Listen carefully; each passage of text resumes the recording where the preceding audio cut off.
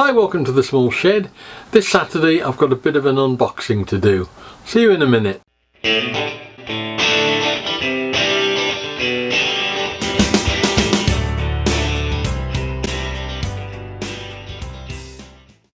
Now, I'm not normally a great fan of doing unboxing videos because I know they get more hits than anything else, but I'm not particularly into buying new stuff all the while. But this is an odd thing that's been niggling away for a few months now, that I always thought that I wasn't going to go down this route and have done so, and that is 3D printing.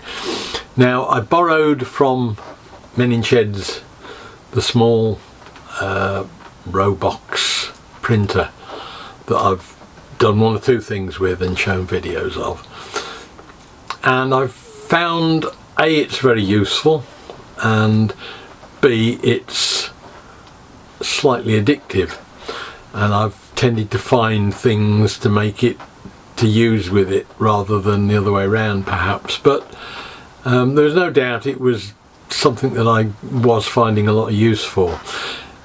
Now, there's two problems with that. Firstly, it's a little bit unfair when it's the Shed's printer to hog it all here all the while and use it all the time. So that was something I was conscious of, that it was important to let other people have a go. But secondly, the bed size on that printer was relatively restrictive. It was about 150, I think, by 100 by 150, or 200 by 150 by 100, or something like that. It's quite small, and a couple of things I went to do with it I hadn't got room to do, and because I'm not particularly adept at using CAD programs to cut things in half and do them in two halves, and that's a route I don't want to go down, I started to look around for possibly buying one.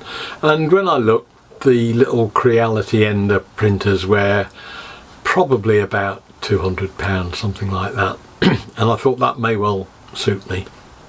And then two things happened. Firstly, as with all of these things, if you start looking at something on eBay or Facebook or anything like that, you start to get bombarded by adverts for them, and sure enough, they came up and they were on sale at, I think it was 30% off, and then as the days go by you find there's extra 5% off if you buy one now and all this sort of thing. So I started to get more and more tempted towards one, and then about a week ago it was my birthday, so I'd got some money in my pocket. I'd got the opportunity to buy something with 5% off, a relatively reduced price anyway, so we've pushed the button on the biggest one, simple one that we could, and I think this has got a bed size, I think it's print size of about 200 by 300 by 200 or something like that, so it's probably 2 or 3 times the size of things I can print, so I can now get on to printing big coach bodies for a Gauge 1 project I want to have a look at and things like that. So let's get that, well, get it up on the bench and we can have a look and see what we get for our money. Now, I'm aware this is going to open up a bit of a rabbit hole, in that I've never really wanted to get into 3D printing because of all the extra learning you've got to do that, quite frankly, I haven't always got time for. But in this instance I am going to have to learn how to slice the files up. I think I'm quite happy to work with files that are freely available for things that I want to make, or that people that I know can produce for me, but I am going to have to get into slicing them up before they're printed, because that little printer we had at Men Sheds was brilliant in that you just put the picture in and it did it for you without thinking. But we will no doubt get there. So what have we got for our couple £100? And it is basically pretty well assembled. I thought I'd have to put all of it together. It looks like I've only got to put the, is it the Z axis, the vertical one in? Unless, no, that's the vertical axis. Ah, right. So that's the vertical axis all set up by the look of it, cabled up. I've got the bed, which is also incredibly heavy. The whole thing was about 14 kilos. So that's the bed. So it looks like all I've got to do is bolt these vertical uprights onto this base either side here. But that's it, there are only those two big bits which we'll have to fit together. So I'm just going to get this out and lose the box and we can have a look a bit closer. So let's have a look at the list of parts and see what we've got. We've got the base frame, which is that. We have the gantry frame, which is that, which is attached to it. The material rack, which I thought it was, that clips on somewhere for the actual spool, and a barrel to hold the spool. The display screen, which we've got. Roll of filament. That's straightforward, and that's all there. We've then got the accessory kit, which contains some cutting pliers, a pair of Zuron type clippers, which are useful as long as they've got some hardness in the trouble is with the cheaper ones, they're not such good steel usually, but I do use those quite a lot for model railways. So there's the pliers, there is, as I thought, a nozzle cleaner,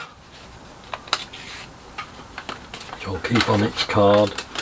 Power cable I've got, cable ties I have, TF card reader, which is there. Hex nuts, screws I mean, hexagon screws, yes, we've got 4 hexagon screws, M5. We have a blade, which I had got a minute ago and have already lost, which is like a putty knife to scrape things off the bed, although so far I've never found that necessary. Wrench and screwdrivers. We have a blue clip, 2 of them, tiny little blue clips there, and a nozzle. So I've got all the parts, that is a good start. Gantry installation, that just slots in and is screwed in with those 4 bolts. So that frame, just by the look of it, just locates into cutouts in the side. Yep, and drops down. Make sure we're not pinching any cables underneath, because I don't know how they've got to them. So we've then got 4 bolts in here.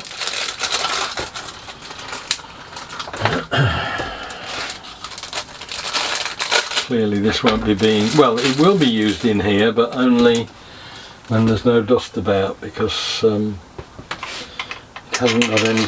One of the advantages of the other machine I had from many sheds was that it's got its own enclosure, and certainly with ABS it's useful to have it to keep the temperatures consistent.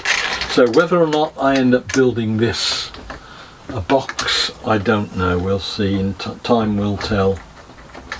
At the moment I just want to make it work, because we're into an area that I'm not entirely certain of what I'm doing. So we will see, but we'll just get these screws in and I'll come back to you when they're in and bolted up.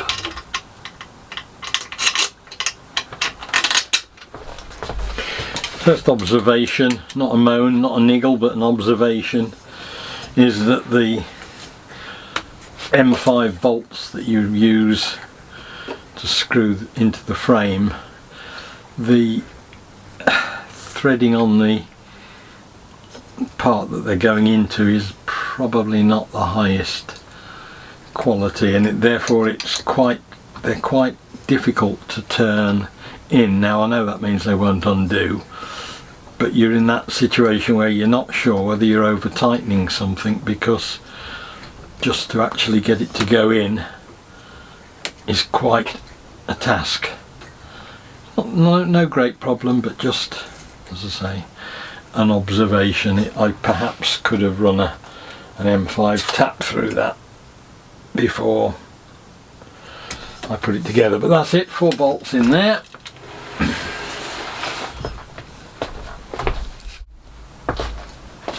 Next job is to install the screen kit on the right hand side. Snap. Place the screen kit on the right side of the profile. When they talk about snapping it in, I'm not quite sure how that will happen, because they're T slots and these are T brackets, so I think these have got to be under. I think they're talking about snapping this into that, and that bracket has got to be bolted on first. Again, no difficult job, no big deal, but not explained in the instructions.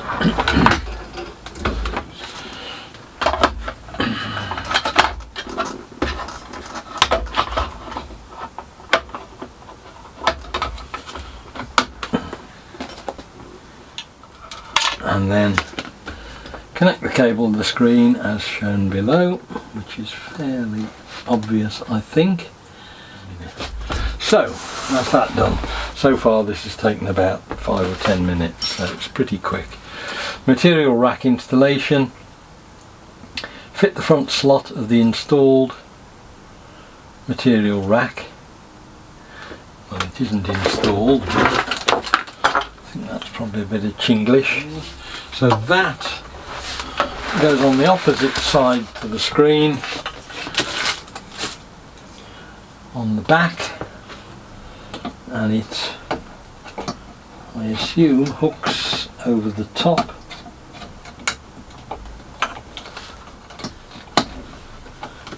And then slots in. That's okay, so that's fine, and it sits on the ground when you do that, so that just clips into the profile. And then, as I did before, that just slots in there like that. We're cooking on gas. Number 4, equipment wiring. Connect the Z-axis stepper motor, which is that. That's me. That's the bottom one, is the Z-axis. And sure enough, here is, and here are a pair of connectors. So nope. Z-axis. Oh, these are the stepper motors. Yes, they have. Here we are. Got it now. That little plug goes into that socket, and again it will only go in one way, and one on the other side the same. Please ensure the correct position for the power supply switch and mains before supply connection, in order to avoid damage to the device. Yes, that's it. There is a switch there. It quite clearly says 230, so that's okay. Turn the equipment on and select levelling. Well, we are travelling rather quickly on that basis, I think, because they haven't even told me to plug it in yet, but I'm assuming that that's what we do next. Here we are, right in front of my eyes. I'll switch it off for the moment, plug it in, so switch it on. Just going to say nothing happens, but it does. Everything starts lighting up. So it can't be much more simple than that, can it really? I mean, that's taken me quarter of an hour at most, and I won't say deliberately acting stupid, but I am trying to follow the instructions rather than my gut feel for things, and so far I haven't hit any major problems. So we move to levelling on this. I don't think it's a touch screen, no it's not, so we just move that knob to levelling. The printer first automatically returns home for automatic calibration of 25 points, and then returns again to home again to complete the levelling. Now Nobody has told me yet to take the protective film off this bed, and I don't know whether we do or not. Done. So we're now starting to move. The thing is doing its own thing. So that's pretty efficient considering it's come all the way from China, been assembled by a monkey who didn't know what he was doing, in about a quarter of an hour, and it looks like it's running okay. So I'm going to leave this to do the bed levelling, and I will again come back when it's done that. Right, so it's done that. It's only taken a couple of minutes, but I am more and more convinced when I see it going and trying to level the bed on top of this, that this should not be here. This is a protective film. It hasn't told me to take it off, but I think it should be taken off. But then it tells me to take the storage card, load, print, and then select the file to print, and you then press print. At no point has it told me